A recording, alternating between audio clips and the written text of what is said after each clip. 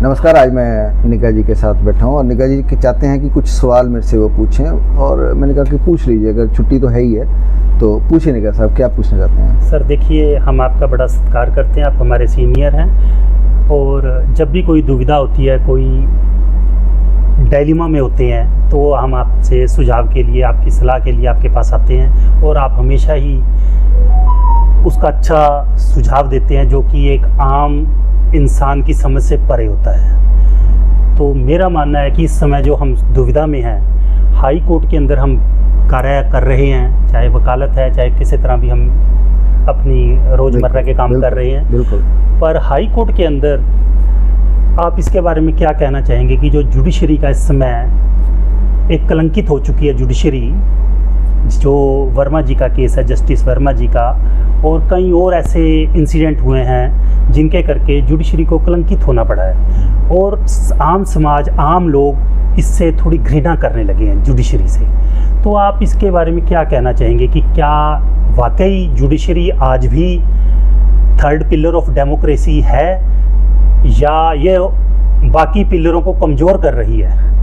आप इसके बारे में क्या कहना चाहेंगे सर? देखिए, आज से 1700-1800 साल पहले ह्यूंग सेंग एक ट्रैवलर था जो चाइना से इधर आया, और उसने अपनी किताब में लिखा कि मैंने इन लोगों को ध्यान से देखा और पाया कि ये सिर्फ भोग विलास के आदी हैं, पैसे के पीछे ज़्यादा भागते हैं, आध्यात्मिकता के पीछे इतना नहीं जाते हैं। ये आज से 1700-1800 साल पहले की बात है। अगर हम उसकी किताब को पढ़ेंगे तो पाएंगे कि उसने तो इस एरिया को कलंकित कर रखा है। आप जुडिशरी की बात करें कि जुडिशरी कलंकित हो गई, कौन सी ऐसी पेशा है जिसको आप कहेंगे कि कलंकित नहीं हुआ?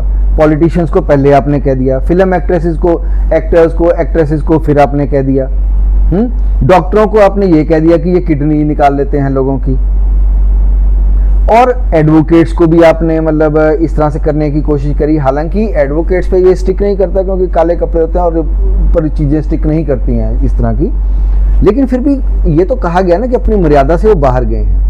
अब आपने ये cash at the out house वाला जो केस जिक्र किया, जी सर। अब देखिए, मेरा मानना है कि कैश क्या होता है? कैश एक कागज होता है। आप उसकी अगर पावर यूज नहीं करेंगे तो वो सिर्फ एक कागज की गठरी है। पावर उसकी यूज करने के लिए उसको कहीं खर्चना पड़ता है। खर्चने के एवेन्यू उनके बंद हो गए होंगे, जिसने भी वहां पर 15 करोड़ रुपए या 20 करोड़ या जो भी अमाउंट थी जो जल गई, वो रखी हुई थी। जब आपकी बेसिक नीड्स पूरी हो चुकी हैं तो उसके ऊपर आपकी ग्रीड जा रही है, नीड के ऊपर आपकी बहुत आगे की बढ़ी हुई कहीं ग्रीड है। तो कलंकित शब्द नहीं मैं इसको यूज करूंगा, ये एक परवर्जन है, ये करप्शन नहीं है, ये माइंड की परवर्शन है। इतनी लालसा, सब कुछ तो आपको दिया जा रहा है, इज्जत आपको दी जा रही है, हर तरह की केयर जो है वो आपको दी जा रही है, किसी भी चले, चाहे पॉलिटिशियंस का लगा लीजिए, ब्यूरोक्रेट्स का लगा लीजिए, आपको दी जा रही है। आपको किस चीज़ की जरूरत है? क्या आप साथ ले जाएंगे? आप अपने बच्चों में बांटेंगे वो चीज़ क्या? तो ये करप्शन नहीं मानता मैं इसको, कलंक भी नहीं मानता, ये उनकी परवर्शन है जो सामने आ जाती है, जो कभी भी जो सीट पे बैठता है उसकी कभी ना कभी बाहर आ जाती है। तो इसको कलंकित मत कहिए, ये सोसाइटी की परवर्शंस हैं जो सामने आ रही हैं। देखिए, यहाँ पे आम लोगों का या आम धारणा जो है, उनका कहना है कि इनके खिलाफ कोई सख्त कार्रवाई नहीं की जा रही है, इनके ऊपर मतलब जुडिशरी के हाथ इतने कमज़ोर हो चुके हैं कि क्या वो इन लोगों को, ऐसे करप्ट लोगों को नकेल नहीं डाल सकते। इस करके आम समाज इस चीज़ से पीछे, मतलब इसको कलंकित महसूस कर रहा है। वो चाहता है कि कुछ सज़ा तो दी जाए, कुछ तो एक्शन लिया जाए। क्या जुडिशरी अपने परिवार के सदस्यों के साथ सौतेला व्यवहार नहीं, मतलब ऐसा व्यवहार कर रही है कि हमारे साथ सौतेला व्यवहार किया जा रहा है और उनके साथ अपनों का व्यवहार किया जा रहा है? कोई भी कार्रवाई नहीं की गई, कोई कानूनी कार्रवाई नहीं की गई, सिट कॉन्स्टिट्यूट की गई, या क्या रिजल्ट आएगा, क्या होगा? ऐसा एक आम आदमी के साथ हुआ होता तो वो अब तक काल कोठरी के अंदर होता। पर चलो, इन चीज़ों को हम अब आप ही बताइए ना। यही तो प्रॉब्लम है कि आम लोगों को जुडिशरी से नफरत सी होने लगी है, जस्टिस वर्ड से नफरत होने लग गई है कि नहीं, ये जिस ओहदे पर हमने इनको बिठाया था, आँखों के पलकों के ऊपर सजाया था, वो ऐसी बात नहीं है। ये भी अब तार तार होने लग गए हैं, इनके भी जो है पत्ते खुलने लग गए हैं कि क्या हिंदुस्तान के समाज में कोई भी व्यवस्था करप्शन से परे नहीं है, सभी करप्ट हैं। आखिरकार इसका कुछ तो हल दीजिए राही साहब। इसका हल आपने श्रीलंका में देखा, इसका हल आपने बांग्लादेश में भी कुछ हद तक देखा। कानून के हाथ लंबे नहीं होते हैं, ये एक धारणा है, अवधारणा है, गलत धारणा है।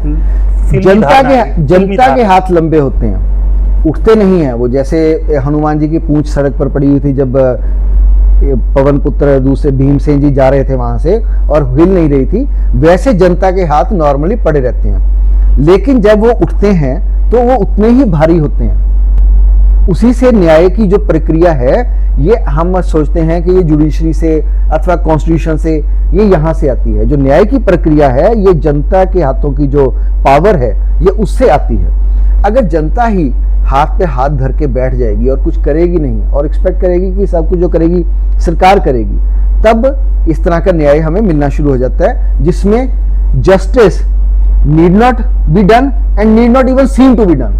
ये अवस्था अब आई हुई है। जनता को अब जागना चाहिए, कुंभकर्णी नींद से उठना चाहिए। तभी देखिए, पलकों पर बिठा दिया कितने आसानी से आपने कह दिया कि हमने इनको पलकों पर बिठा दिया। आपका उसमें योगदान क्या था उनको बिठाने में? They are not elected selected है, आपका कोई कंट्रीब्यूशन ही नहीं है उनको बिठाने में, तो आपने उसको बिठाने में कुछ नहीं किया, ये आप मानते होंगे। बिल्कुल। तो जब आपने उनको किया ही नहीं, आप उनसे एक्सपेक्टेशन इस तरह की रख रहे हैं। जुडिशरी से आम बंदे की क्या एक्सपेक्टेशन होती है कि जो हमारे डिस्प्यूट हैं वो जल्दी सॉल्व हो जाए। इधर वे, दिस वे दैट वे, इतना फर्क नहीं पड़ता। इससे बहुत फर्क पड़ता है कि 60 साल कोई केस डिसाइड ना हो, और ऐसे केस पड़े हुए हैं अभी तक जुडिशरी में। इसको मैं गलत मानता हूँ। ये पैसे वाली जो आप बात करते हैं, बहुत छोटी बातें हैं। डिसीजन होते रहे, न्याय मिलता रहे, न्याय जैसा भी हो। हाँ जी, कम क्वालिटी वाला मिल गया, ज्यादा क्वालिटी वाला मिल गया, बासमती की जगह वो परमल चावल मिल गए, कोई दिक्कत नहीं है। न्याय तो मिलता रहे ना, टाइम पे मिलता रहे। देखिए राही साहब, आपने जो बातें कही हैं